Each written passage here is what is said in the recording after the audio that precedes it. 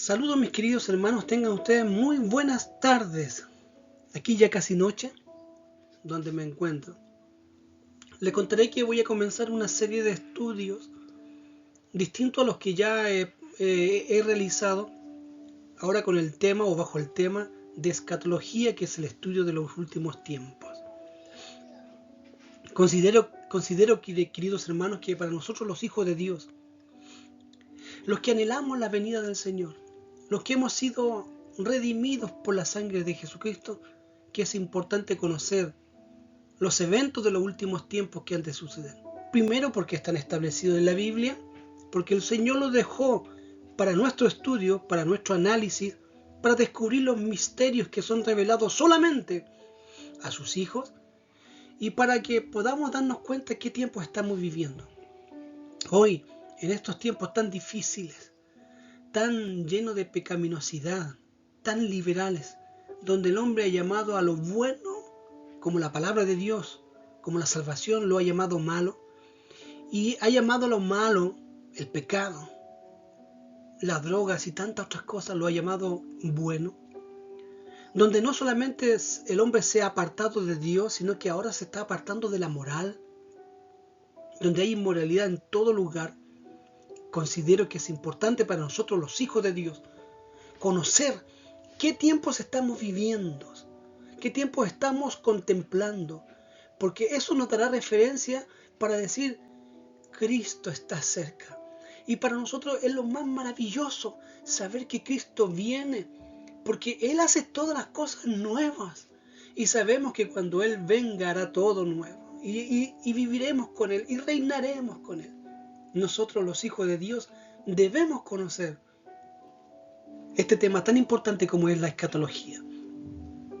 Y no solamente para un conocimiento propio, sino para que ustedes como padres de familia puedan compartirlo a sus hijos jóvenes, niños, para que los jóvenes se puedan compartir temas entre ellos, para que los ancianos puedan dar ejemplos de su vida antigua y nueva y cómo ha cambiado los tiempos. Entonces es relativamente importante, muy importante, conocer los últimos tiempos.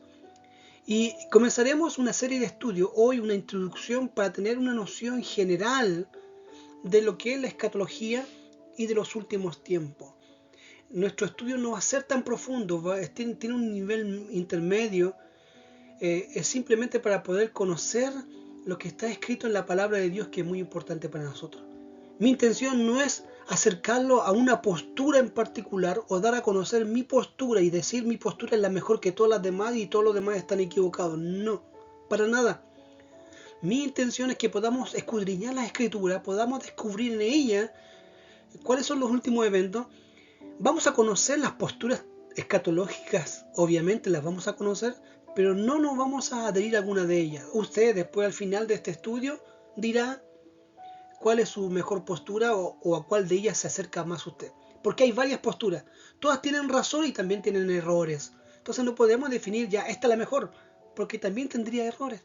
Entonces, pero sí, todas las posturas escatológicas tienen algo bueno. ¿Cuál es? Que todos están conscientes que Cristo viene por una segunda vez, y eso es parte de nuestra doctrina. Cristo viene una segunda vez. ¿Cuándo? No lo sabemos. ¿Bajo qué metodología? Tampoco lo sabemos si vamos a estar en lo correcto o no. Pero de que viene el Señor y viene por su iglesia. Y eso es lo importante, saberlo en qué tiempo más o menos va a venir. No podemos indicar el día, ni la hora, ni el año, porque eso nadie lo sabe. Ustedes saben que Jesucristo lo dijo, y no porque Él no lo sepa, sino porque Él estaba sujeto a Dios. Por lo tanto, no podía decir más de lo que el Padre no le revelaba. Jesucristo sabía cuándo Él podía venir, pero Él se lo reservó.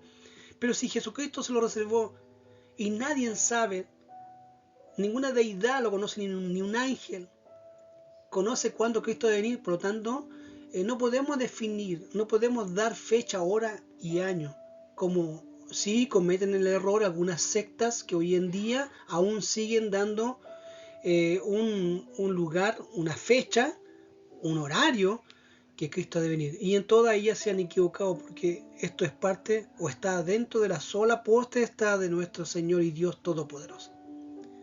Bien, comenzaremos nuestro estudio de escatología, esta introducción. Muchos no quieren estudiar escatología o no se quieren meter algunos libros apocalípticos como son el libro de Apocalipsis. No quieren leer el libro de Ezequiel, los primeros capítulos o parte de los 30 y tantos capítulos que tiene. No quieren leer el libro del apóstol Pablo en cuanto habla de la venida del Señor. O no quieren leer el Evangelio en el capítulo 25 o 24 de Mateo o Lucas, porque hay mucho simbolismo y no se entiende. Pero hermanos queridos, el Señor nos dejó su palabra, 66 libros con 40 escritores o agiógrafos que de una u otra forma nos han dado a conocer a través del Espíritu Santo lo que Dios en su sola potestad dejó para el establecimiento de los últimos días, pero no bajo misterio. Lo que Jesucristo o lo que Dios a través del Espíritu Santo inspiró a estos hombres para que escribieran la Biblia, lo escribió no para guardar un misterio, sino para que nosotros los hijos de Dios a través del Espíritu Santo podamos conocer las revelaciones que hay en ella. Por eso el apóstol Pablo descubrió un misterio. Él dijo, un misterio que estuvo oculto durante siglos. El apóstol Pablo pudo descubrir a través del Espíritu Santo un misterio que estuvo oculto durante siglos, que nadie lo nombró en el Antiguo Testamento, pero él lo viene a descubrir ahora en el Nuevo Testamento. Un misterio que Pablo nos reveló, que ahora los gentiles podemos acceder a la salvación y no solamente los judíos. Ese fue un misterio que descubrió el apóstol Pablo. Entonces los misterios están para descubrirlos en el Señor. Obviamente no bajo nuestra propia apreciación, que puede ser errónea, sino que también bajo un exhaustivo estudio de la palabra de Dios, apoyándose de otros hermanos mayores que puedan saber mucho más que nosotros. Pero para esto hay que meterse a los libros, hay que escudriñar la palabra de Dios para descubrir estos misterios. El libro de Apocalipsis, que es uno de los libros que nos habla de los eventos de los últimos tiempos o escatología, es un libro apocalíptico. Y un libro apocalíptico nos va a revelar eventos, sucesos y catástrofes que han de suceder. Pero el libro de Apocalipsis no es solamente apocalíptico, sino que también es profético. Y si es profético es porque Dios también nos está revelando eventos que sucedieron, que están sucediendo y que han de suceder. Porque es profético. Dios está hablando a través de Apocalipsis a cada uno de nosotros. Y otros libros del Antiguo Testamento que son proféticos, en la cual Dios nos habló de los eventos que han de suceder. Libro del Antiguo Testamento. Pero que nos está hablando de los eventos que han de suceder. Entonces vamos a estudiar escatología. Pero ¿qué es escatología en sí? Porque estos símbolos que usted tiene aquí en la pantalla, de una mujer que brilla como el sol y que bajo sus pies está la luna, o sellos que van a ser abiertos, copas que van a ser derramadas de la ira, trompetas que sonarán, diademas, coronas, cuernos, cabezas, bestias, animales, bestias, en fin, todos son simbolismos que están dentro de este estudio general llamado escatología. ¿Pero qué es escatología? Si nos vamos a la etimología griega, escatología simplemente es una palabra que está compuesta por dos palabras. Una, escatos, último, y logo, tratado. Por lo tanto, si hablamos de escatología, estamos hablando del estudio teológico de los últimos tiempos, o el estudio de los tratados de los últimos tiempos del hombre, del mundo y de la humanidad. Entonces, cuando hablamos de escatología, es un estudio exhaustivo, es un estudio dedicado de los últimos tiempos, de los que ha de suceder. Considero, hermanos, para ya introducirnos a este tema, que hay eventos que fueron desarrollados en el Antiguo Testamento que nunca se entendieron hasta que apareció Jesucristo. Porque la revelación de Dios es paulatina. Todo lo que comenzó en el Antiguo Testamento se fue dando y se fue revelando de forma paulatina. Por lo tanto, había muchas cosas que cuando se dieron en el Antiguo Testamento, muchos de ellos no la entendieron de forma inmediata. Y tuvieron que pasar siglos, años, meses, días, hasta que llegara Jesucristo, y ahí Jesucristo es la revelación total, porque todo el Antiguo Testamento apunta al Nuevo Testamento y específicamente a Jesucristo.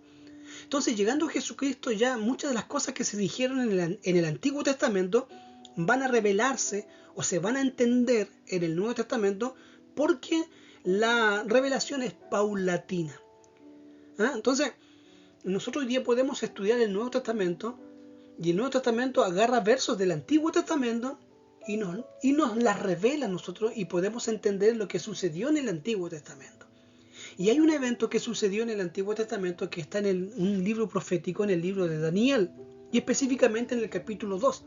Y esto va a marcar como una introducción general a todo este estudio escatológico.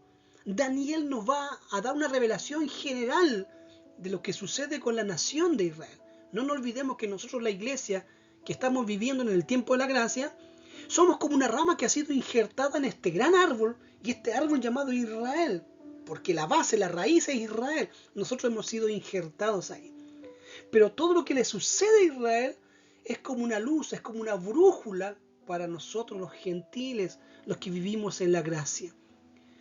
De esta forma debemos estudiar el Antiguo Testamento, aunque es historia de Israel, debemos estudiarla porque ahí Dios estableció pactos, juramentos, estableció todos sus principios para que podamos vivirlo nosotros los cristianos y los judíos y toda la humanidad. Y en el Antiguo Testamento, como les digo, en el capítulo 2 de Daniel sucedió un evento muy importante que va a marcar el inicio de la escatología, a mi parecer. Debemos recordar algo, un poco de contexto para que sepamos lo que estamos hablando. Y va a ser muy general, ustedes deben conocer ya este contexto.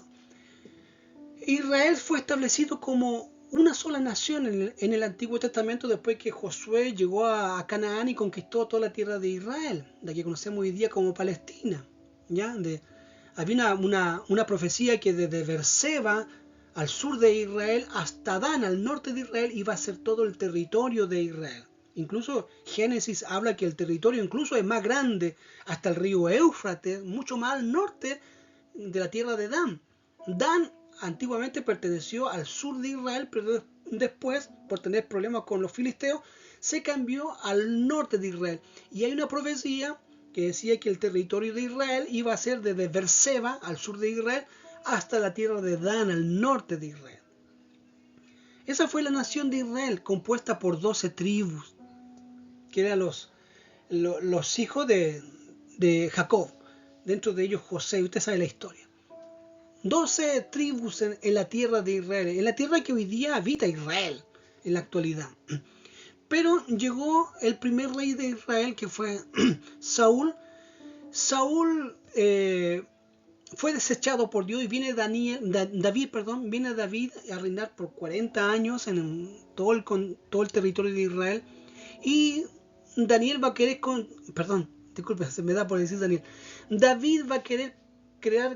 construir el templo para Dios, porque tenía un tabernáculo pequeño. Entonces David decía cómo Dios va a habitar en ese pequeño tabernáculo. Y va a querer construir un templo inmenso para que el Señor habite ahí de forma simbólica.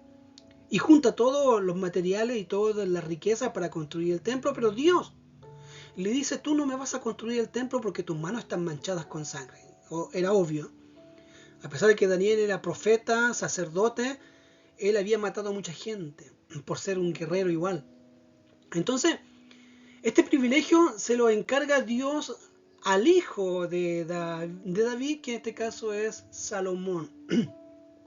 Salomón construye un templo maravilloso, un inmenso templo, hermosísimo, que hasta la reina de Saba, cuando llegó desde África, vio ese templo majestuoso porque deseaba conocerlo, porque era una de las maravillas que se mencionaban en aquellos tiempos. Cuando ve ese templo hermoso, casi se va, como dice las malas palabras, casi se va de espaldas, porque era hermosísimo. Dedicó mucho tiempo Salomón para construir ese templo, un templo hermoso para que el Señor pudiese habitar ahí. Bien, Salomón va a tener un hijo llamado Roboam, pero como todo joven, muere Salomón, y como todo joven quiere reinar de forma impetuosa, le pide consejo a sus amigos más jóvenes, y no a los ancianos, del proceder de él hacia el pueblo de Israel, que estaban compuestos por 12 tribus unidas, porque David las había unido a esas 12 tribus. Roboam le va a cobrar impuestos a las 12 tribus, y más grandes de las que cobraba su padre Salomón. El pueblo de Israel, las 12 tribus, se molestan con Roboam, a tal grado que se dividen las tribus. 10 tribus van a ser guiadas por Jeroboam, un trabajador que estuvo en las casas de Salomón.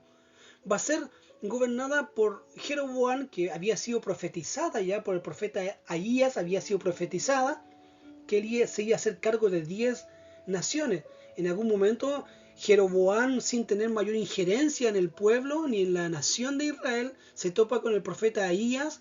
El profeta Ahías toma un manto y lo parte en 12 pedazos y le entrega a Jeroboam 10 trozos de este manto, y el profeta se reserva 2, dando a entender que Jeroboam en algún momento se iba a hacer cargo de 10 tribus de Israel. Jeroboam se va a Egipto, después con el tiempo de la muerte de Salomón vuelve y está gobernando Roboam, el hijo de Salomón. Y se presenta esta problemática en la cual Roboam va a cobrar más impuestos en pueblo, y el pueblo se molesta mucho y causa división en el pueblo. Y se cumple la profecía. Jeroboam va a gobernar a 10 tribus. Estas son las 10 tribus denominadas posteriormente como Israel, o Israel del norte, a cargo de Jeroboam. Pero en el sur, Roboam se queda a cargo de 2 tribus, Judá y Benjamín. Entonces, Judá y Benjamín siempre van a tener pleito con las 10 naciones del norte. De hecho, en el sur estaba el templo, porque Salomón vivía en Jerusalén y estaba el templo ahí. Y Jeroboam prohibió a las 10 tribus ir a Jerusalén a adorar al Señor en el templo. Por lo tanto, Jeroboam va a construir algunos becerros de oro para que el pueblo, con una forma simbólica, adore a Dios ahí en estos lugares.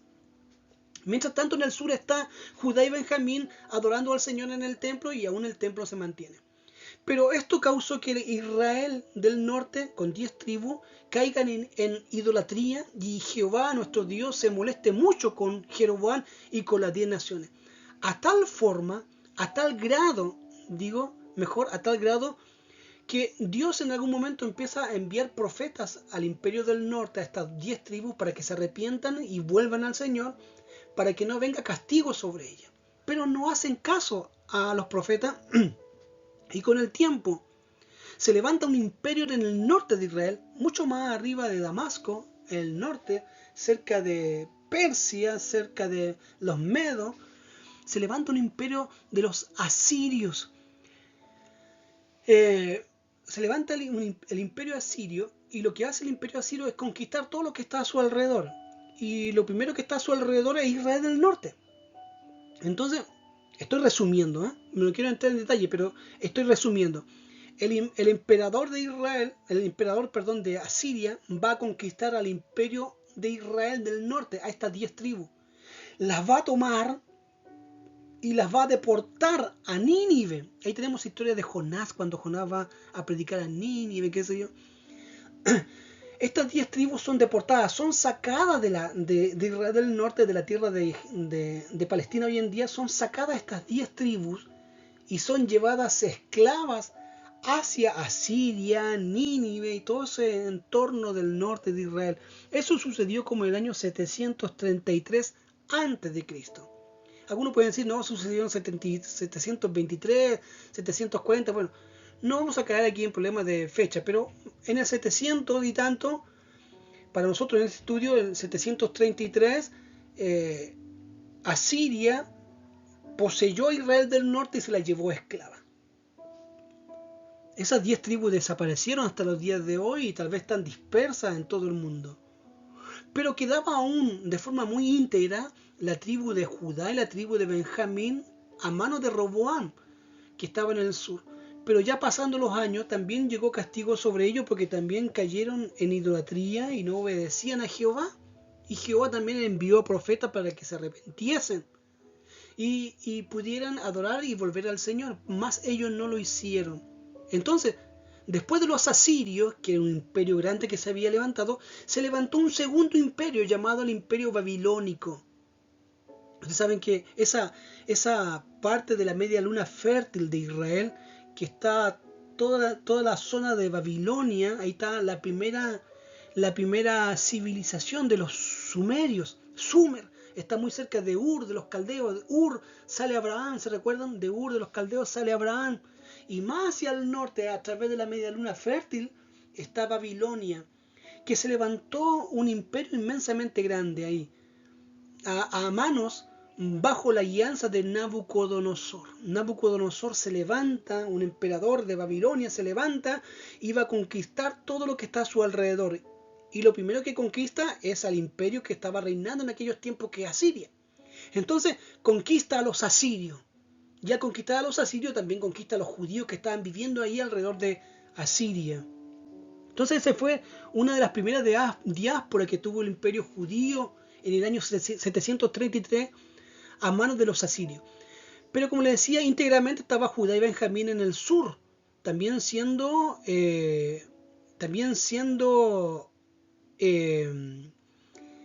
profetizado por los profetas que había enviado Jehová para que se arrepientan. Pero como no se quiso arrepentir, en el año 597 más o menos, cuando se levantó Babilonia, porque el imperio babilónico se levantó en el año 605 a.C., y ahí estuvieron reinando.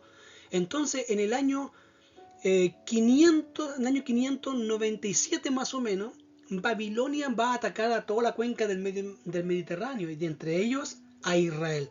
Y como ya no había judíos en Israel del norte, porque ya habían sido deportados hacia Asiria en la primera diáspora, Nabucodonosor va a irse directamente al sur a conquistar a Benjamín y a Judá.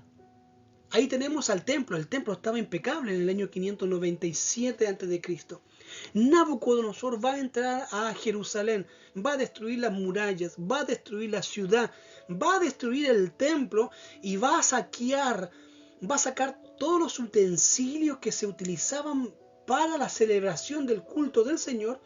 Va a tomar todos los utensilios, las jarras, las tenazas de oro, la mesa de propiciación, va a tomar el candelabro, y todos esos utensilios los va a tomar y se los va a llevar a Babilonia, lo que es conocido como la segunda diáspora para los judíos, que eso sucedió en el año 597 más o menos. Uno puede decir más o menos, pero más o menos para este estudio nos quedaremos con 597 a.C. El arca del pacto había desapareció. Ahí tenemos una historia que me gustaría comentar en algún momento. El arca del pacto desapareció. Nabucodonosor, cuando destruyó los muros, cuando destruyó la ciudad, quiso apoderarse del arma más importante para los judíos, que era el arca del pacto. Pero cuando entra al templo de Salomón, el arca del pacto había desaparecido. Pero estaba la mesa de propiciación, la mesa de los panes, el candelabro, el lavacro, el altar de bronce, estaba todo aquello. Y esos utensilios fueron llevados a Babilonia y dejados bajo el dios de ellos, de los babilónicos. Y usted conocemos historias que están en el libro de Daniel. ¿Se recuerdan cuando Belsasar en algún momento toma las copas del templo de los judíos y empieza a tomar alcohol y hace una fiesta, y aparece una mano en la pared y dice: pesado ha sido con balanza y ha sido hallado falto? Bueno, esos utensilios que usó Belsasar para ingerir alcohol fue los que sacaron en el año 593 a.C. del templo de Salomón. Que se lo llevaron para allá, a Babilonia. Y no solamente se llevaron a los utensilios, sino que también se llevaron a los judíos que estaban en Judá y Benjamín. La cosa que en la tierra de Israel no quedó ningún judío. Los del norte desaparecieron con Asiria y los del sur desaparecieron con Babilonia. Se los llevó esclavos. Se los llevó esclavos a Babilonia, y esto había sido profetizado. Ahí tenemos a Nahum, cuando él habló: viene un imperio que si yo les contara ustedes no me lo creerían, pero viene un imperio, un siervo que yo estoy preparando. Esa profecía se cumplió con Nabucodonosor. Israel quedó vacía. Y saben, Israel había pecado. Israel estuvo en Babilonia 70 años, de acuerdo a la profecía de Jeremías en el capítulo 25, verso 11, donde decía que iba a haber desolación, devastación, se iba a destruir todo, y durante 70 años ese pueblo de Israel iba a estar esclavo en tierra ajena. Esa profecía de Jeremías se cumplió. Léala ahí en Jeremías capítulo 25, verso 11. Ahí sale lo que Jeremías había profetizado. Pero sabe que el pueblo de Israel estuvo 70 años en Babilonia. Y fue una profecía. ¿Y saben por qué? Porque según Levítico capítulo 25, el pueblo de Israel en la nueva tierra de Canaán tenía que hacer algo. Sembrar durante 6 años, de forma continua la tierra. Sembrar, cosechar. Sembrar, cosechar. 6 años. Y así tenía que hacerlo de forma perpetua, porque era una orden de Dios. Israel lo hizo, los primeros años lo hizo. Sembró y cosechó el primer año, el segundo, el 6, el tercer año, cuarto, quinto, sexto año, séptimo año. Pero la orden era esta, que ellos podían sembrar y cosechar durante 6 años, y el año séptimo tenían que dejar descansar la tierra. En ese año séptimo no tenían que sembrar, no tenían que cosechar nada, porque ya el Señor le había dado 6 años de cosecha y de siembra, y en el año sexto Dios le iba a dar tanta abundancia en la tierra que no era necesario trabajar en el año séptimo, porque iban a tener mucha abundancia de alimento. Y la idea era que la tierra descanse, cada 6 años descanse un año, 6 años más, descanse otro año, 6 años más, descanse un año, en una secuencia de 7, 7, 7, 7. 6 años que sembraban y cosechaban, y al séptimo año descansaba la tierra. Y el pueblo de Israel no hacía nada, no trabajaba. Con lo que había sembrado y cosechado en el año sexto, le alcanzaba para vivir 3 años más. Pero era una orden del Señor. Israel lo respetó los primeros años. Pero ¿sabes qué? Posteriormente Israel nunca más obedeció al Señor. Y aunque venían los profetas a decirle, dejen descansar la tierra, Israel no dejó descansar la tierra. Por lo tanto, Israel empezó a sembrar y cosechar años seguidos, 1, 2, 3, 4, 5, 6, 7, 8, 9, 10, y no dejó descansar nunca la tierra. Y desde el momento que el corazón de Israel o Judá dijo, no voy a dejar descansar la tierra, de ese momento fueron el periodo de descanso, 1 año, 7 años, 1 año, 7 años, 1 año, 7 años. La contabilidad de todos esos años que debía haber descansado la tierra fueron 70 años. Y como Israel no obedeció, Dios tomó a Israel del norte, Dios tomó a Judá del sur y sacó a todos los judíos de la tierra para que la tierra pueda descansar durante 70 años, que era la sumatoria de los que no dejó descansar el pueblo de Israel. Entonces, la tierra descansó 70 años, la tierra de Canaán descansó 70 años, pero 70 años estuvieron en el exilio los judíos. Y ahí se fueron todos los judíos. Y Nabucodonosor, en el primer capítulo, él hace algo impresionante. Toma a cada príncipe de las tribus, a jóvenes bien parecidos, bien esbeltos, bien buen mozo, muy inteligentes, y los toman de las tribus de Israel que estaban ahí en Babilonia. Va a tomar a un príncipe de cada una de las tribus y los va a llevar a su corte, para que Nabucodonosor les pueda enseñar la lengua, la forma como viven los babilónicos. Y ahí aparecen en el primer capítulo, de los primeros capítulos, 3 jóvenes muy importantes para nosotros, que son Ananías, Misael y Azarías, más conocidos como Sadrach, Mesach y Abednego. También tenemos ahí al joven Daniel, que hasta ese entonces era un joven Daniel. De unos 25 a 30 años era Daniel en aquellos tiempos, cuando se fue a Babilonia. Y ahí estuvieron en la corte estos bellos jóvenes aprendiendo de la cultura babilónica. Ahí ustedes pueden ver algunas historias en el libro de Daniel que no me quiero introducir porque va a ser muy largo, muy extenso el video. Pero ahí estuvieron estos jóvenes en la corte de Nabucodonosor. Y sucedió algo impresionante en el capítulo 2 de Daniel. Nabucodonosor, este emperador que conquistó Israel y a Judá del sur, va a tener un sueño que le causa mucho asombro, miedo y que lo deja muy acongojado a él mismo. Y lo peor de todo es que Nabucodonosor sueña, pero no logra recordarse el sueño.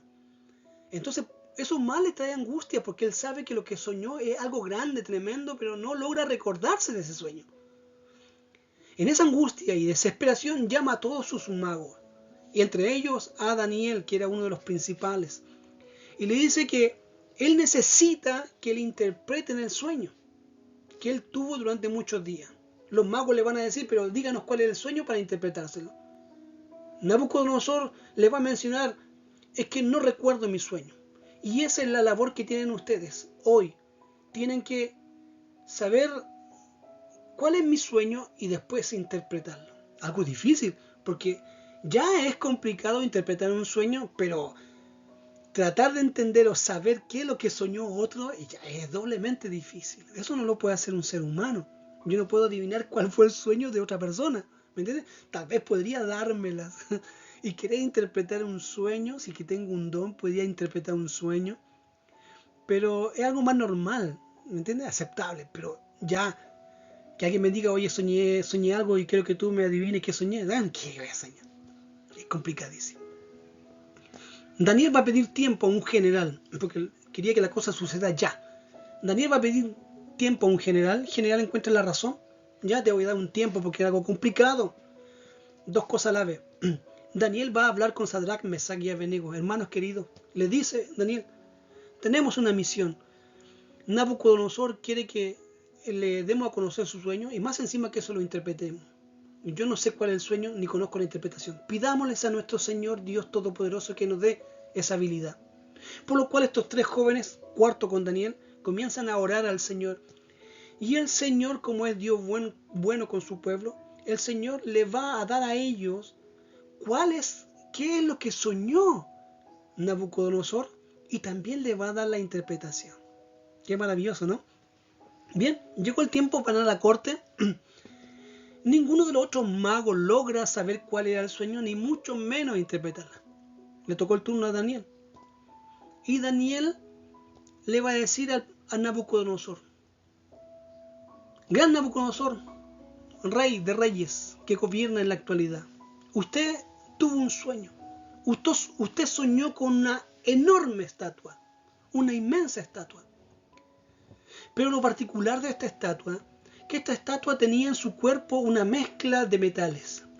Una cabeza de oro, los brazos y el pectoral de plata, la cintura y el abdomen de bronce y dos largas piernas de hierro. Además, los dedos de cada pie estaban mezclados entre barro e hierro. Esto fue lo que usted soñó con esta gran estatua y la que ustedes pueden ver ahí en la imagen. Y quiero darle la interpretación, emperador.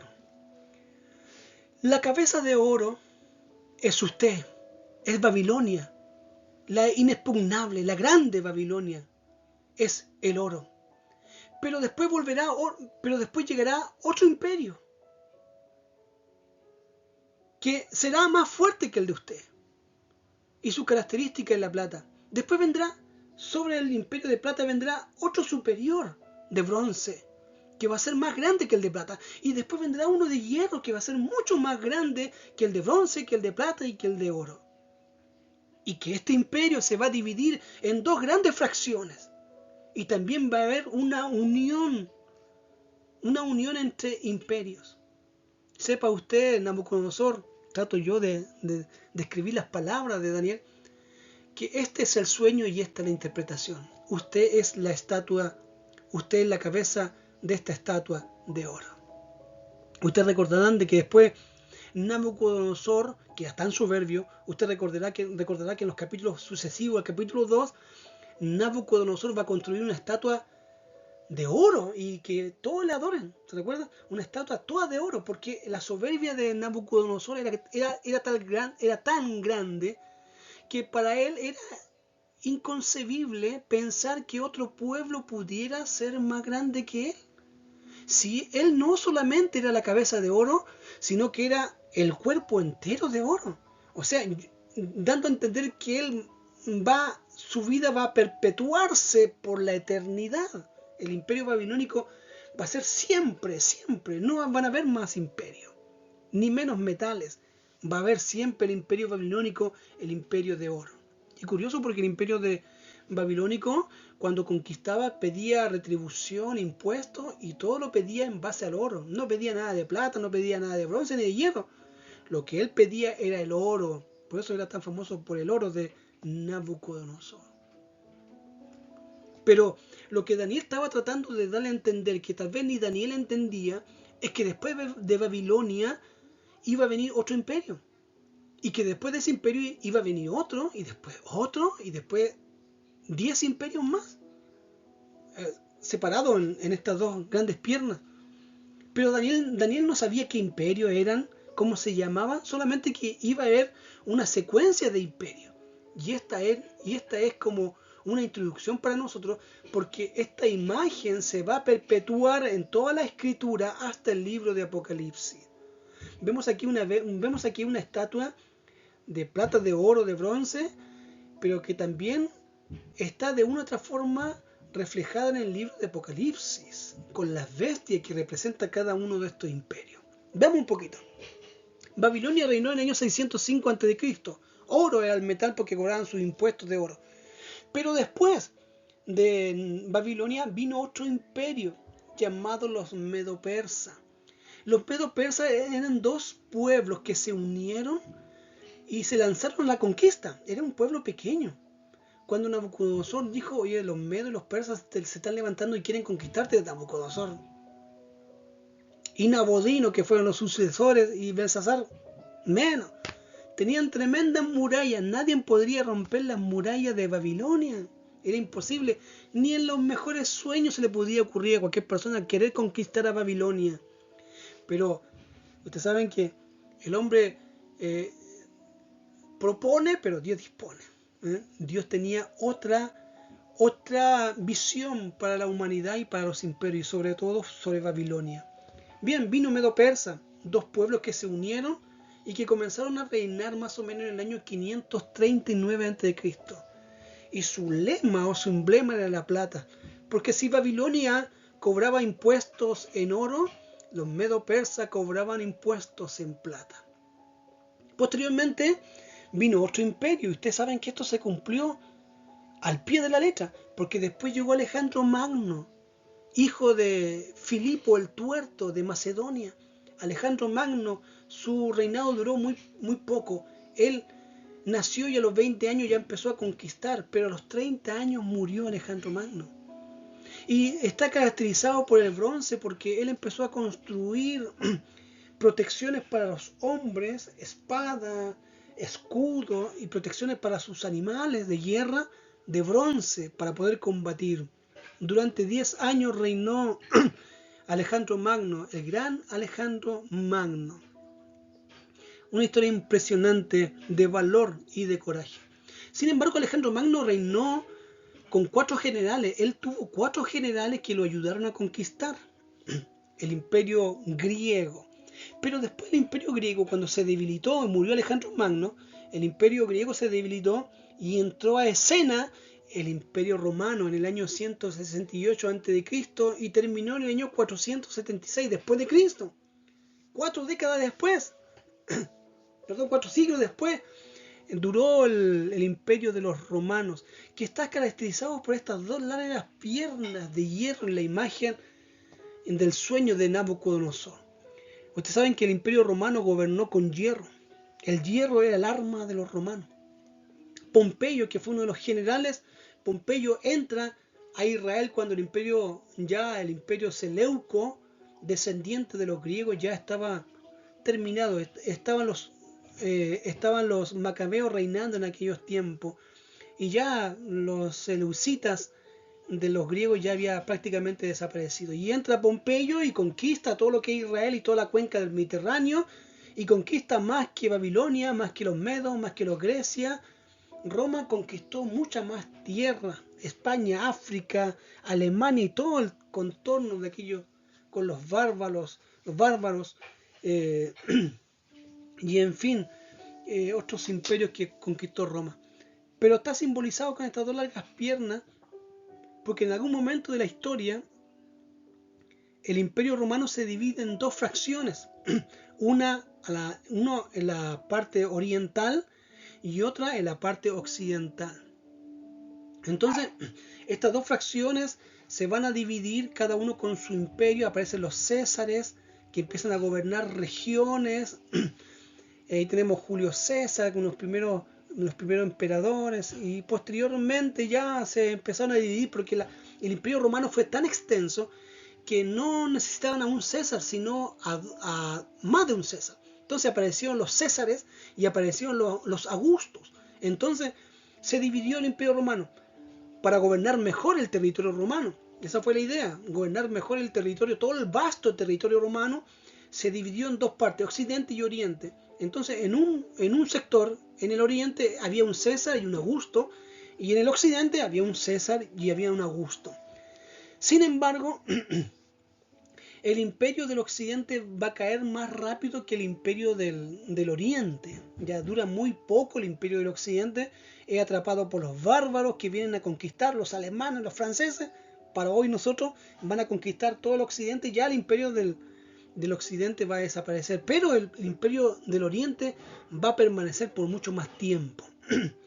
Bien, la profecía de esta imagen indica también que las piernas terminan con los pies, y estos pies no es solamente de barro, sino que es una combinación de barro y de hierro, y cada pie tiene 5 dedos.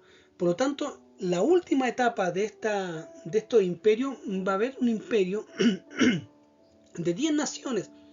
5 de ellas van a pertenecer a estas piernas, a una de esas piernas. Por lo tanto, van a haber 5 imperios o 5 reinos o 5 naciones que van a pertenecer al sector occidental. Y van a haber 5 imperios, 5 reinos, 5 estados que van a pertenecer al sector oriental. Y barro con hierro, porque estas 10 naciones se van a unir en algún momento, se van a mezclar. Pero como el barro y el hierro no puede permanecer para siempre unido, en algún momento tiene que soltarse, destaparse, ¿me entiendes? No es como una forma de hierro, puramente de hierro, que tú no las puedes partir ni destrozar. La puedes tirar y el hierro va a quedar ahí, la puedes golpear y el hierro sigue ahí. Pero si es barro con hierro, tú tira el trozo de barro con hierro y lo primero que va a caer va a ser barro. Entonces esta unión va a durar muy poco tiempo. Pero la imagen también de Nabucodonosor, la imagen es que del cielo va a aparecer una piedra no tallada con mano humana, y que va a caer sobre estas 10 últimas naciones que se van a levantar, que son descendientes de estas 2 piedras. Va a caer sobre estas 10 naciones que se van a levantar y que van a gobernar. Porque Babilonia, Medo, Grecia, Roma y estos 10 dedos también son gobiernos que van a gobernar la humanidad. Babilonia gobernó a lo que se conocía como humanidad en aquellos tiempos.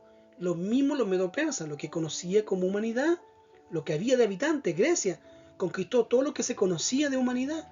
Los romanos igual, los romanos no llegaron a América del Sur porque para ellos hasta entonces no existía América del Sur, era solamente Europa, ¿me entiendes? Pero conquistaron todo lo que es Europa y todo lo que hay en Europa y todo lo que hay en el Oriente cercano y el Oriente lejano y hasta el Occidente, más allá. Conquistó todo lo que tenía que conquistar. Entonces también va a haber un imperio que no va a ser de un solo reino, sino que son 10 naciones que se van a levantar y van a ser guiadas por un solo hombre. Pero son 10 naciones. Pero Dios va a enviar de los cielos una roca que va a caer sobre estas 10 naciones y las va a destruir, y esta estatua o este imperio o esta descendencia va a caer. Porque de una u otra forma estos 10 dedos de ambos pies, 5 y 5, son una descendencia de Babilonia, Persa, Grecia, Roma. Pero algún día del cielo cae una roca y destruye no solamente a estas 10 naciones que se van a levantar a gobernar en los últimos tiempos, sino que también a toda la estatua. Estas 10 naciones son en los últimos tiempos, por eso es importante conocer la escatología, porque aquí ya estamos conociendo que en el año 600 hubo un imperio, en el año 500 otro imperio, en el 300 otro imperio antes de Cristo, y después hasta el año 476 después de Cristo hubo otro imperio. Después hubieron otros imperios más, no podemos olvidar. Después tuvieron los árabes que gobernaron en el año 637 más o menos. Vinieron después las cruzadas en el año 1000 después de Cristo, en el año 1200 más o menos tuvieron los mamelucos. Después tuvieron nuevamente los musulmanes. Después llegó el último imperio conocido como el Imperio Otomano. Y de ahí vino la Primera Guerra Mundial, posteriormente la Segunda Guerra Mundial. En el año 1918 parte la Primera Guerra Mundial, en el año 1934 parte la Segunda Guerra Mundial. Pero aún falta estas 10 naciones, que es el último imperio que se levante, aún falta estas 10 naciones que se levanten y caiga la roca y la destruya. Ese imperio aún no se ha levantado. Eso falta por cumplirse. Eso es escatología, los últimos tiempos. Entonces debemos saber cuándo estas 10 naciones se van a levantar. Y la certeza nuestra es que cuando se levanten y gobiernen con dureza y crueldad, del cielo caerá una roca que la destruirá. Por eso es importante conocer. Cuando veamos que 10 naciones se levantan y un emperador gobierna estas 10 naciones, es porque los tiempos están cerca. Es porque Cristo ya ha de venir. ¿Se dan cuenta? Ya vamos más o menos vamos entendiendo más o menos los eventos de los postreros tiempos. 4 imperios ya han pasado, pero falta uno que se unifique del oriente y del occidente. 5 naciones y se unan, gobiernen con dureza hasta que aparezca la voz del cielo destruyendo a esta nación. Bien, vamos aprendiendo de lo que es escatología. Belsasar en el capítulo 7, descendiente de Nabucodonosor o Nabodino, pero bueno, es descendiente de ellos. Belsasar, que fue uno de los últimos reinos de Babilonia.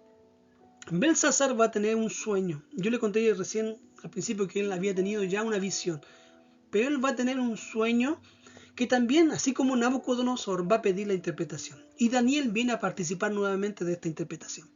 Belsasar, en el capítulo 7 de Daniel, va a soñar con bestias, lo que lo angustia, lo que lo atrapa en un sentimiento de mucha amargura, porque no le puede encontrar la interpretación a esto. Lo mismo que le sucedió a Nabucodonosor, pero ahora con bestias. Lo mismo que soñó Nabucodonosor con estos imperios reflejados en metales, lo mismo va a soñar ahora Belsasar, pero ya no como una estatua, sino como bestia. Ya estos imperios que vio Nabucodonosor, ahora los va a ver Belsasar, pero los va a ver como bestia. Y la primera bestia que él ve y necesita la interpretación es un león que tiene 2 grandes alas y no sabe qué es lo que es. Entonces Daniel le va a interpretar, le va a decir, mire, así como para Nabucodonosor la cabeza de oro era Babilonia, te digo a ti, Belsasar, este león es usted, es Babilonia, es el imperio babilónico con 2 alas. ¿Y por qué 2 alas? Porque las alas me indican velocidad, rapidez, como las alas de la águila. Porque Babilonia conquistaba tan rápido, era tan sagaz, iba rápidamente a conquistar una nación, otra nación y otra nación. Todo fue muy rápido. Por eso con las alas de las águilas conquistaba. Entonces ese era el imperio babilónico. Pero Belsasar también tiene otro sueño. Y sueña con un oso. Un oso bien extraño porque estaba inclinado hacia un lado. Y tenía sobre sus fauces, tenía 3 costillas. Entonces Daniel le va a decir, mire, este imperio son los medo-persas. Tal vez no se lo dijo Daniel, tal vez no se lo dijo con nombre. Tal vez no le dijo, mire, va a aparecer algún día los romanos, porque Daniel no sabía quién eran los romanos. Aún no aparecían en la página de la historia. Tampoco podía pensar que eran los griegos, porque los griegos tampoco se veían con mucha regularidad. No, él no podía decir, mire, son los griegos que vienen a conquistarte. No. Solamente le va a decir, mire, este león son ustedes, pero los otros animales o las otras bestias son otros imperios que han de venir. Recurramos al sueño de Nabucodonosor, que es lo mismo. ¿Y por qué así inclinado por un lado este oso? Porque son 2 imperios que se levantan, que son los medo-persas. Los persas eran los persas eran un pueblo más grande que los medos. por lo tanto conquistaron más. Por eso que el oso, la imagen del oso se ve un poco inclinada por un lado porque un imperio era más poderoso que el otro.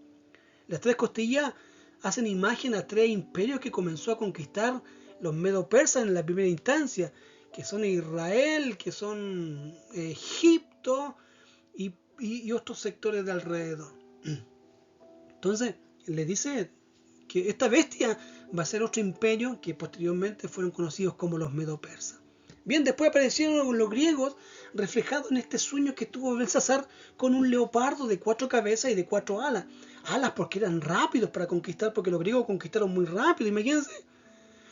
Alejandro Magno en 10 años conquistó más tierra de lo que conquistó Nabucodonosor y lo que conquistó Darío Ciro, el imperio medo-persa.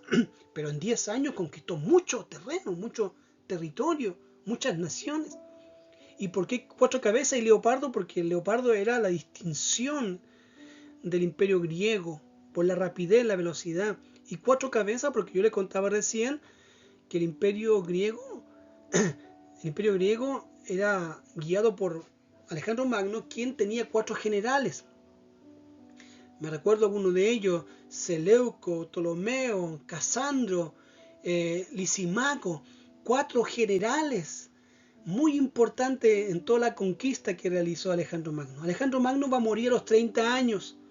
31 años va a morir envenenado. En realidad nadie sabe cómo muere, pero muere. Y todo lo que conquistó Alejandro Magno se va a repartir entre estos 4 generales. Y los generales que quedan más cerca de Israel y los que constantemente le van a traer problemas son Seleuco y Ptolomeo. Ptolomeo conquista toda la zona sur de Israel, que es Egipto, y Seleuco toda la región del norte, de Persa, Siria, toda esa parte norteña, la va a conquistar los Seleucos. Lisimaco y Casandro van a estar más a Macedonia, Grecia y Asia Menor, van a conquistar los restantes emperadores, pero 2 de ellos están muy cerca de Israel, que son Seleuco y Ptolomeo. Y como se quieren conquistar entre ellos, e Israel está al medio, porque Israel está justo en un paso. Israel está justo frente a Chipre y es como Chile, largo y extenso. Y es como un puente. Todos los que vienen de Europa y quieren ir a Egipto tienen que pasar por Israel. Y todos los egipcios que quieran ir a Europa o quieran ir a, a los países actuales como Rusia, como China, tienen que pasar necesariamente, tienen que pasar por Israel porque es un camino. Habían 2 vías en Israel, la vía del rey y la vía Mari. La vía Mari estaba a orillas de la cuenca del Mediterráneo y ahí pasaban todos los gobernantes. Todos los que querían conquistar a los egipcios pasaban por la vía Mari. Todos los egipcios que querían conquistar al norte de Israel pasaban por la vía Maris. Entonces era un paso. Todos los conquistadores pasaban por Israel. De hecho, por Israel pasaron todos. Pasó Babilonia, pasó Darío, pasó Ciro, pasó Alejandro Magno. Si tú lees las historias de Flavio Josefo en la primera, segunda, tercera y cuarta guerra de los judíos, tú puedes ver cómo Alejandro Magno va a tener un encuentro con algunos sacerdotes israelitas cuando él va a querer conquistar Egipto y todo lo que es África. Tiene que pasar necesariamente por Israel, y de hecho uno de los sacerdotes le va a traer una profecía a Alejandro Magno. Bueno, eso está dentro de la historia secular. Pero era un puente, tenían que pasar por ahí, sí o sí. Y también el sueño indica que Belsasar va a soñar con una bestia que no es ni un oso, ni un león, ni ninguna imagen conocida. Era una bestia horrible que tenía 7 cuernos y aparece otro que habla blasfemia. Sus dientes eran como de hierro, pero no puede describir a esta bestia porque es una bestia muy tremendamente escalofriante, muy terrible, que producía mucho miedo, pero no le puede dar una característica, solamente que es bestia y que tiene dientes de hierro. Y sabemos que esta bestia va a representar al futuro el Imperio Romano. Entonces, en resumidas cuentas, Nabucodonosor y Belsasar, a través de la interpretación de Daniel, no se está hablando de escatología de los últimos tiempos. 4 o 5 imperios con sus determinadas características. Es por eso que en el libro de Apocalipsis podemos ver que del mar se levantó, en el capítulo 13, podemos ver que se levantó una bestia. Ahí tú lo ves en el capítulo 7, 8, 9, 10, 11, 12 y 13.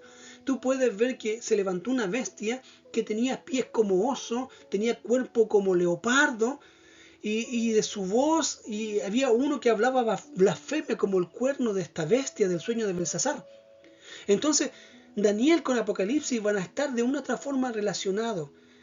Apocalipsis me va a decir que en los postreros tiempos se va a levantar un imperio que va a ser muy parecido al oso por sus pies, va a ser muy parecido a los griegos por su forma de actuar, y esta bestia va a tener una unión de todos estos imperios. O sea, va a haber un hombre algún día que va a ser como el oso, que va a tener características del oso.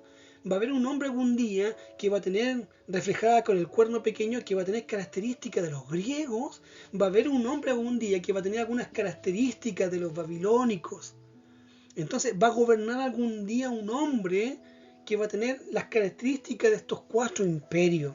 Su carácter, su forma, va a ser como que si estuviésemos viendo a estos 4 imperios juntos, unidos en un solo hombre. Pero estos son eventos que han de suceder en los últimos tiempos. Deben suceder y debemos saber cuándo van a suceder. Bien, Daniel en el capítulo 9, si usted lee el capítulo 9 de Daniel, del capítulo 1 en adelante, Daniel está muy angustiado por lo que va a suceder con su nación. Había recurrido a leer Jeremías, el libro profético de Jeremías, estaba muy angustiado Daniel. Y en su angustia empezó a orar al Señor para que el Señor le pueda decir qué es lo que está dictaminado para su pueblo, para Israel, porque ya se estaban cumpliendo los 70 años que habían sido profetizados desde la diáspora. Ellos tenían que estar 70 años nomás en Babilonia y ahí tenían que volver a sus tierras, a Israel. Entonces ya se estaban cumpliendo los 70 años. Entonces Daniel quería saber qué va a pasar con Israel después de los 70 años. ¿Qué vamos a hacer? ¿Nos vamos a volver a Israel? ¿Nos quedaremos aquí en Babilonia? ¿Qué haremos? Y estaban a punto de cumplirse los 70 años. Entonces Daniel estaba en esa angustia porque no sabía qué iban a pasar en los postreros tiempos. Y el Señor le va a contestar. Y podemos ver la respuesta de Dios a la oración de Daniel a partir del verso 24. El ángel Gabriel va a venir a hablar con Daniel y le va a decir lo que va a suceder con Israel en los postreros tiempos. Una vez que salgan de Babilonia, ¿qué va a suceder con Israel? Y esto le dice el ángel. 70 semanas están determinadas sobre tu pueblo, Daniel, y sobre tu santa ciudad, la que estaba destruida. No se olviden que había quedado destruida con Nabucodonosor. Para terminar la prevaricación, primero, para terminar la prevaricación. Segundo, y poner fin al pecado. ¿Quién terminó la prevaricación? ¿Y quién dio fin al pecado? Jesucristo. Y expiar la iniquidad. ¿Quién hizo expiación por los pecados? Jesucristo. Y traer la justicia perdurable. ¿Quién hizo eso? Jesucristo. Y sellar la visión y la profecía. Jesucristo. Y ungir al santo de los santos. Jesucristo. 6 propósitos tiene esta visión. 6 propósitos tiene lo que va a suceder una vez que salgan de Babilonia y se vuelvan a Israel. Van a haber 6 propósitos que tienen que cumplirse desde el día que salgan de Babilonia hasta los últimos tiempos. Repito, 70 semanas están determinadas sobre tu pueblo y sobre tu santa ciudad para terminar la prevaricación y poner fin al pecado y expiar la iniquidad, para traer la justicia perdurable y sellar la visión y la profecía y ungir al santo de los santos. Sabe pues y entiende, Daniel le decía Gabriel a Daniel, que desde la salida, esto es importante, desde la salida de la orden para restaurar y edificar a Jerusalén hasta el Mesías príncipe, habrán 7 semanas y 62 semanas. Detengamos un poquito aquí. Habla aquí, Gabriel le dice, mira, entiende bien, Daniel, cuando salga la orden para reconstruir tu santa ciudad, van a haber 7 semanas, 62 semanas. 62 semanas. Le dice que van a haber. Hasta el Mesías príncipe. Ellos aún, Daniel cuando está orando, aún está en Babilonia, pero falta muy poco para que sean liberados. ¿Y cómo iban a ser liberados? El imperio medo-persa se estaba levantando en armas para conquistar a Babilonia y a todo lo que estaba a su alrededor. Por lo tanto, el imperio babilónico se levantó el imperio persa y medo-persa se levantaron con mucha fuerza, con Darío a la cabeza, y lo primero que apuntaron sus armas era conquistar Babilonia, las murallas, los muros de Babilonia. Si ellos lograban conquistar a Babilonia, todo lo demás iba a ser fácil. Así que los medo-persas se levantaron contra Nabucodonosor y lograron conquistarla. Saquearon los muros, saquearon la ciudad de Babilonia y todas las riquezas que habían en Babilonia y conquistaron a todos los imperios que estaban alrededor. ¿Y cuál era la particularidad del gobierno de Darío y también se produjo después en el gobierno de Ciro? Aquí algunos historiadores no se ponen de acuerdo si fue Ciro primero o fue Darío, pero bueno, la particularidad de estos imperios, así como los romanos también, la particularidad era que ellos dejaban gobernar. Ellos conquistaban los pueblos, pero dejaban que los pueblos gobiernen, sigan siendo pueblos. Lo único que cobraban ellos eran impuestos. No nos olvidemos que el imperio romano cobraba mucho impuestos, ¿se acuerdan? Bueno, lo mismo hacían los medo-persas. Conquistaban pueblos, pero le cobraban retribuciones, impuestos, y ellos les devolvían los impuestos. Pero el gobierno seguía, pero las naciones seguían una vida normal, solamente que estaban esclavos bajo este imperio. Entonces, ¿qué hizo Darío? Cuando conquistó Babilonia y vio que los judíos estaban en Babilonia, la primera orden que dio es que el pueblo de Israel vuelva a sus tierras a reconstruir la ciudad y el templo. Y no solamente lo hizo con el pueblo de Israel, sino con todos aquellos pueblos que habían sido conquistados por Babilonia. Los medo-persas les dio órdenes a todas las naciones para que vuelvan a sus tierras y sigan viviendo de forma normal, construyan sus templos, adoren a sus dioses, pero que le den impuestos. Entonces, Darío o Ciro dio una orden para que se pudiese reconstruir la ciudad de Israel, o sea que el pueblo pueda volver a sus tierras, construir la ciudad y posiblemente construir o reconstruir el templo que había caído, que era el primer templo de Salomón, que había sido roto y destruido por Nabucodonosor. Entonces hubo una orden para que el pueblo de Israel vuelva. Ahora, ¿pero cuál orden? Hubieron 4 órdenes. Una fue por Darío, otra fue por Ciro y otras fueron por Artajerjes. Ciro más o menos fue como el 538 a.C., Darío fue como el 515 a.C. y Artajerjes como el año 458 o 455 a.C. Entonces, tenemos que ver cuál de estas órdenes se acerca más a lo que está profetizando el ángel, lo que está profetizando el ángel en este texto bíblico del capítulo 9 de Daniel. Porque dice 70 semanas están determinadas sobre tu pueblo. 70 semanas. Y cuando hablamos de 70 semanas es un número en el cual Israel y el pueblo de Israel estaba muy asociado. Cuando se hablaba de semanas de año, el pueblo de Israel sabía que un día de la semana no significaba un día, sino significaba 7 años. O sea, una semana significaba 7 años.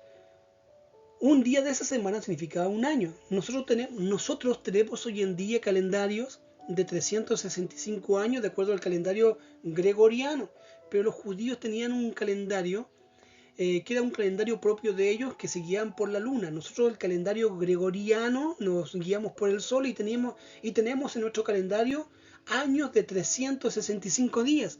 En cambio los judíos se guiaban por el calendario lunar y tenían años de 360 días. Por lo tanto, ellos a veces hablaban de días de años. O sea, un día podía ser un año, 2 días significaba 2 años. Ellos estaban muy familiarizados con esta numeración. Entonces cuando Samuel está diciendo, mira, 70 semanas están dispuestas para tu pueblo, está indicando que van a haber 690 años dispuestos para Israel, porque son 70 semanas.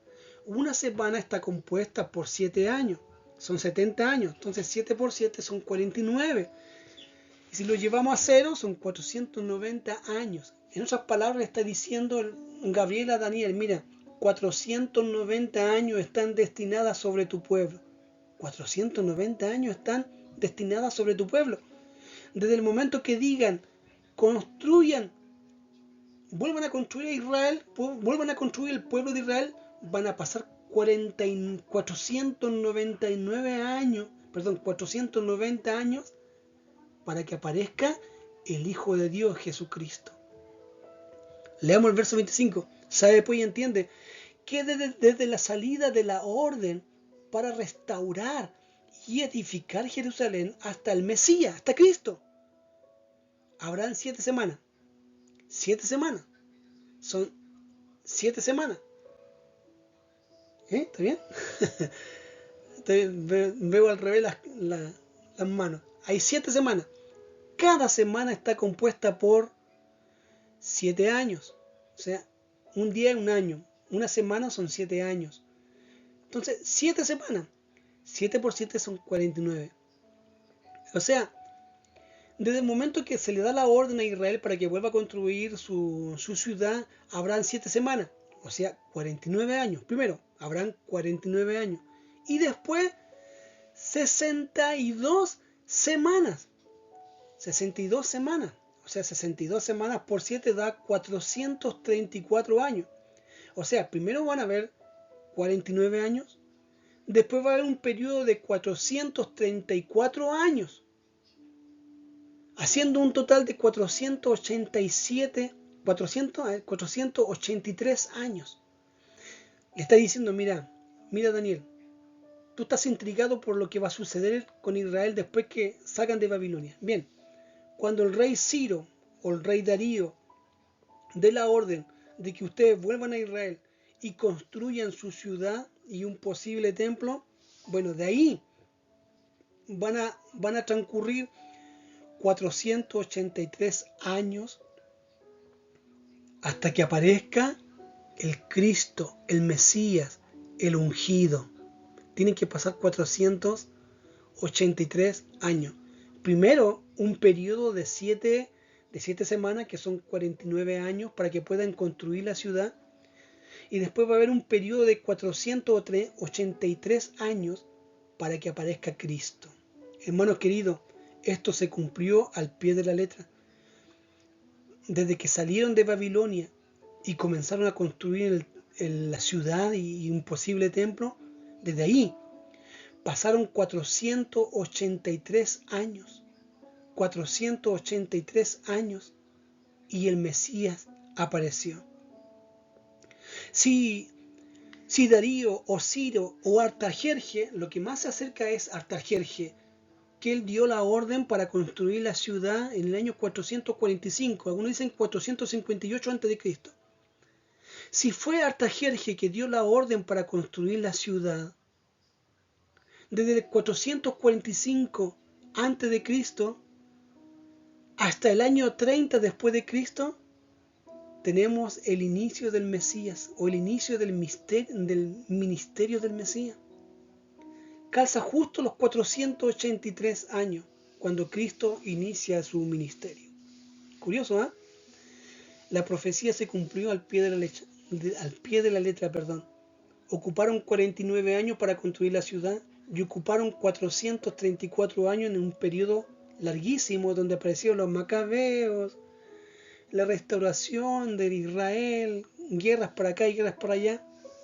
Llega Herodes antes de Cristo, nace Jesucristo y en el año 30 o en el año 27 después de Cristo, uno de esos números, se cumplen los 483 años dado en esta profecía de Daniel.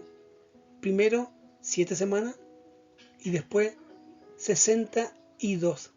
Tenemos ahí 69 semanas. 69 semanas que se han cumplido. Pero el ángel al principio del texto, en el verso 9-24, dice: 70 semanas están determinadas sobre tu pueblo. Hasta que aparece Cristo, en el año 27 después, en el año 30 después de Cristo, valga la redundancia, se han cumplido 483 años. O sea, se han cumplido 69 semanas proféticas cumplidas al pie de la letra. Pero son 70 semanas. Falta una semana que se cumpla. Falta que se cumpla una semana para las 70. Han pasado 7 semanas, 62 semanas, hacemos 69, pero falta una semanita que se cumpla. ¿Cuándo se va a cumplir esa semana? ¿Se cumplió esa semana con la muerte de Cristo y su resurrección? ¿Se está cumpliendo esa semana desde la muerte de Cristo hasta los días de hoy?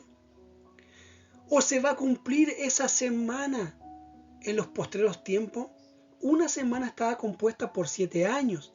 ¿Esos 7 años o una semana se cumplió después de la muerte de Cristo? ¿Se está cumpliendo en este periodo o se va a cumplir al fin de los tiempos? ¿Habrán 7 años de profecía que tienen que cumplirse? Eso es lo que tenemos que determinar, hermanos queridos. Eso es lo que tenemos que tener nosotros la noción para conocer los últimos tiempos, para saber si estamos en esa semana o si esa semana que falta se va a cumplir, porque todas las 69 semanas anteriores se cumplió. Falta una semana por cumplirse. ¿Cuándo se va a cumplir? El estudio escatológico me lleva a mí a determinar el tiempo en el cual se va a cumplir esa semana. ¿En el futuro? ¿O lo vivimos o lo estamos viviendo? Esa es la idea de la escatología. Y también dice el texto, miren, dice: habrán 7 semanas y 62 semanas. Se volverá a edificar la plaza, que es lo que se construyó, y el muro en los tiempos angustiosos. Eso se cumplió con Nehemías. Tú lees Nehemías y ves cómo construyeron los muros en forma angustiosa.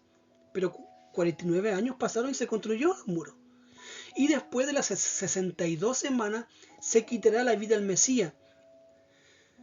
Hasta la vida del Mesías tenemos 483 años. Dice que después se quitará la vida del Mesías. Se quitó la vida del Mesías. Se cumplió esta profecía. Se quitó la vida del Mesías. Pero no por sí. Y después dice: y el pueblo de un príncipe. ¿De qué príncipe está hablando? Pero habla de un pueblo. Del pueblo de un príncipe. Que ha de venir. Ese pueblo o ese príncipe dice que ha de venir. ¿Ya vino? ¿Ya vino en el tiempo de Jesús? ¿Vino en los tiempos posteriores de Jesús? ¿O va a venir en estos tiempos? ¿O va a venir algún día? Eso tiene que cumplirse dentro de la semana que falta por cumplirse. Porque este príncipe de un pueblo que ha de venir, y este pueblo que ha de venir está hablando de Roma. Y este príncipe, muchos hermanos queridos, podríamos hablar de este príncipe. Este príncipe para los cristianos del día de hoy es simbolismo del anticristo que ha de venir. Pero para muchos este periodo ya fue realizado. Antíoco Epífanes, que fue uno de los descendientes de Alejandro Magno, uno de los generales de Seleuco, va a salir un descendiente como un cuerno pequeño que también se levantó y trajo abominación sobre Israel, que fue Antíoco Epífanes, Antíoco el loco que le llamaron, que conquistó Jerusalén, destruyó el templo, lo que había de templo lo destruyó y colocó la estatua de Zeus, una abominación desoladora en aquellos tiempos.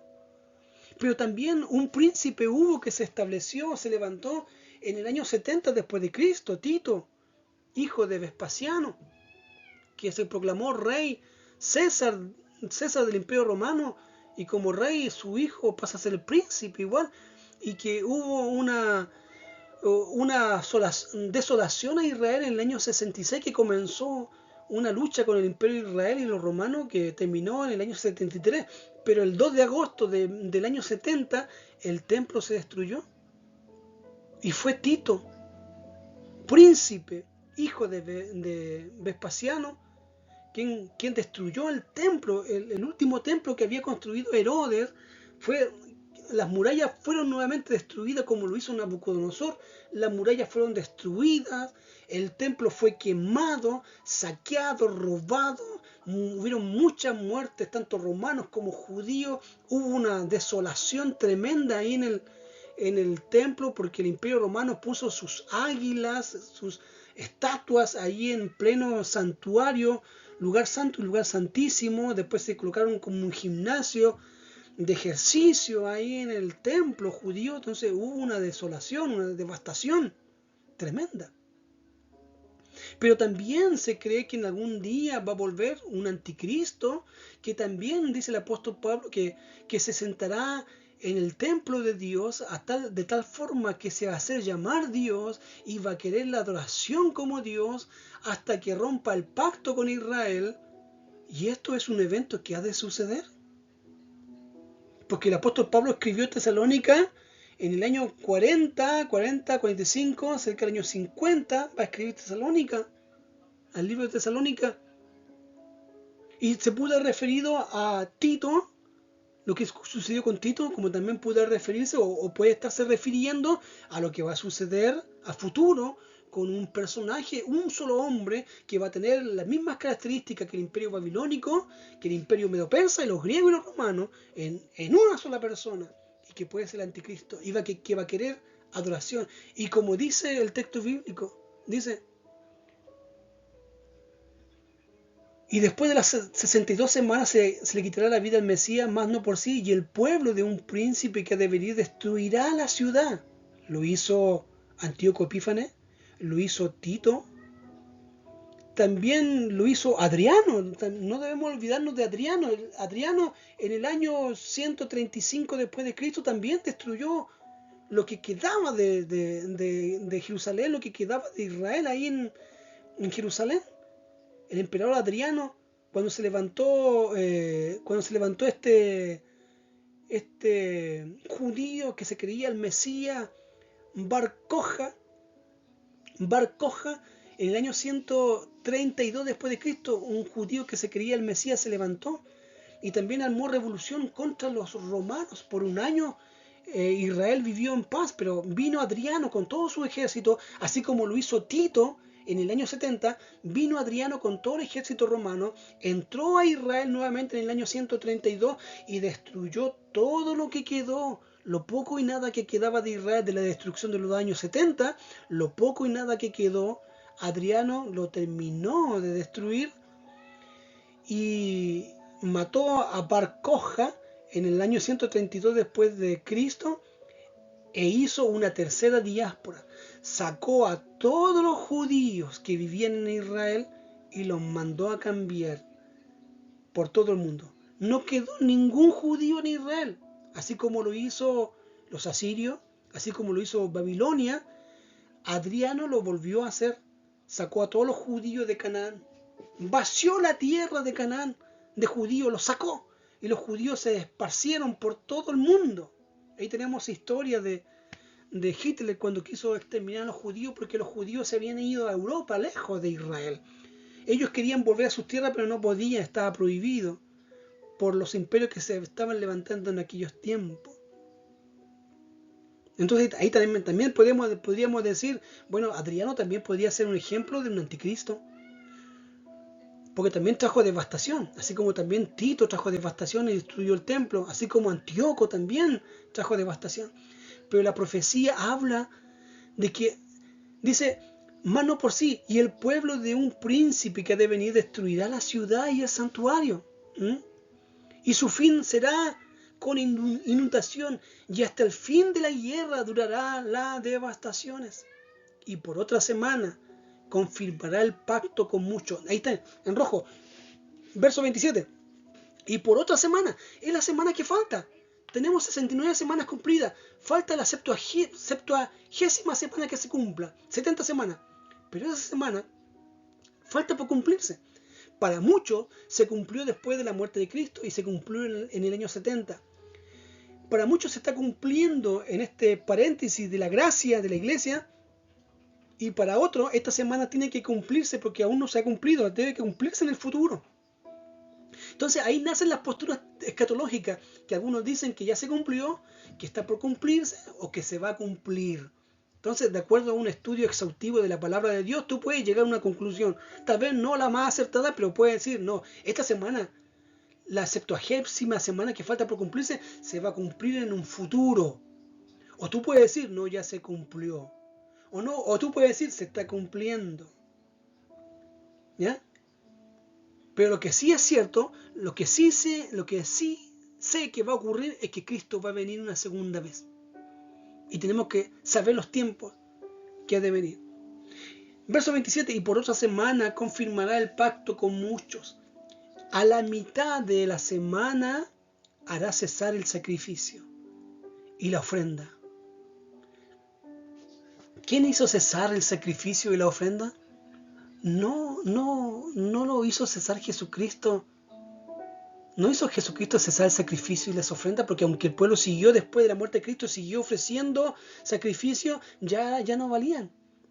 Cristo con su muerte vino a invalidar los sacrificios del Antiguo Testamento porque no podían estar a la altura del único y verdadero sacrificio que hizo Jesucristo en la cruz. Por lo tanto, todos los sacrificios que venían después o antes se invalidaban con la muerte de Cristo porque fue el sacrificio más grande que pudo haber habido en la humanidad. Cristo murió por los hombres y Él invalidó. Él terminó con los sacrificios y las ofrendas, ya no son válidas. Ahora solamente Dios pide un corazón contrito y humillado, que es la mejor ofrenda que le podemos dar a Él. Pero Cristo cumplió también con esta profecía. Entonces podríamos decir que cuando Cristo muere, la semana 70 se cumplió con la muerte y resurrección de Cristo. ¿Cuántos años reinó? ¿Cuántos años estuvo viviendo Jesucristo aquí en la tierra? 3 años y medio. Y después de 3 años y medio, a la mitad de los 3 años y medio, cesó en los sacrificios y cesó también las ofrendas. Faltan 3 años y medio que se cumplan. Para algunos dicen, no, bueno, esos 3 años y medio se cumplieron ya cuando empezaron a entrar los gentiles, a los 3 años y medio posteriores. Bueno, nos queda harto por estudiar, hermanos queridos. Y para llegar a una conclusión. Y para sacar en claro o en resumen cuál es la postura que más se favorece a mi posición.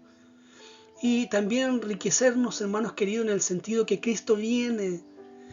Y ya que se hayan cumplido esta semana o no se haya cumplido, sabemos una cosa. Cristo viene y viene por cada uno de nosotros. Bendito sea el nombre del Señor. Termino con esto. Aquí tengo un resumen donde el profeta Daniel hace una separación de las semanas que ya les he explicado anteriormente. Primero habla de las 7 semanas que son 49 años. Habla de 62 semanas que son 434 años. Y una semana que falta por cumplirse o ya se cumplió. Va a depender de nuestra postura, que son 7 años. En total tenemos 490 años.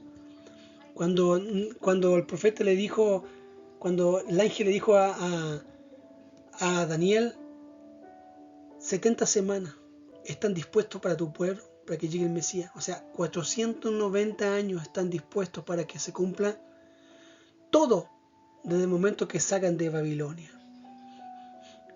70 semanas y una por cumplirse o una falta por cumplirse. Les voy a mostrar aquí una gráfica de una de las posturas más preponderantes en estos días, que es la dispensacional, en la cual ellos dicen que, que hubo un periodo de 69 semanas, 483 años, 49 años para construir la ciudad santa, después 434 años para que aparezca el Mesías príncipe en el año 27, 30, 29 después de Cristo, y ahora hay un paréntesis de la gracia de la iglesia, y que Israel fue dejado a un lado por un tiempo para que Dios se dedique a actuar con la iglesia, a trabajar con la iglesia, pero ya llegando la última semana, que son 7 años, Dios nuevamente retomará el trato que tiene pendiente con Israel, porque hoy tenemos un paréntesis, retomará el trato con Israel nuevamente, dejará este paréntesis, retomará el trato con Israel, Cristo vendrá de lo alto, en una parusía, en un arrebatamiento, que solamente lo veremos los cristianos. Van a haber 7 años de tribulación, que habla el Apocalipsis, y posteriormente vendrá Cristo en su segunda venida, y después un periodo de 1000 años en la cual Jesucristo va a reinar aquí en la tierra, y después cielo y tierra nueva. Esta es una postura escatológica dispensacional, premileniaria, dispensacional. Pero así como esta postura, quería mostrarle esta porque es la más conocida. Aparte de esta, hay otras 3 posturas más que vamos a ir conociendo, ¿ya? En la cual la profecía de capítulo 9 de Daniel se trata de insertar en esta postura o en esta gráfica, que tenemos del año 455 a.C. al año 29 después de Cristo, y posteriormente la última semana y la mitad de una semana, que son 3 años y medio, y 3 años y medio más para que llegue el milenio, y después Satanás sea soltado por un poco de tiempo y sea arrojado al lago de fuego juntamente con el falso profeta, con el anticristo y el mismo diablo al infierno, mientras la iglesia y su pueblo estarán reinando para siempre en un cielo nuevo y una tierra nueva. Evento de los últimos tiempos, escatología, es lo que comenzamos a estudiar, a introducirnos el día de hoy. Hermanos queridos, prontamente traeré los capítulos posteriores a este estudio de escatología.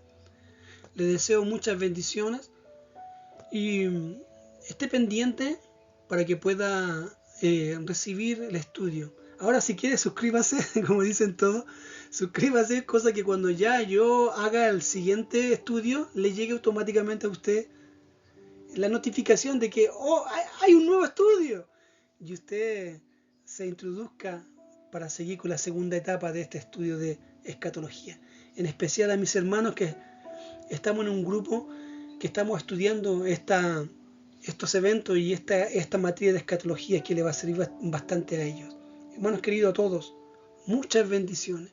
Que Jesucristo, nuestro Rey, reine por los siglos de los siglos, y esperemos su venida en gloria y en majestad. Mientras tanto, obedezcamos sus mandamientos y sepamos que Cristo, nuestro Señor, viene en gloria y majestad. Muchas bendiciones. Amén.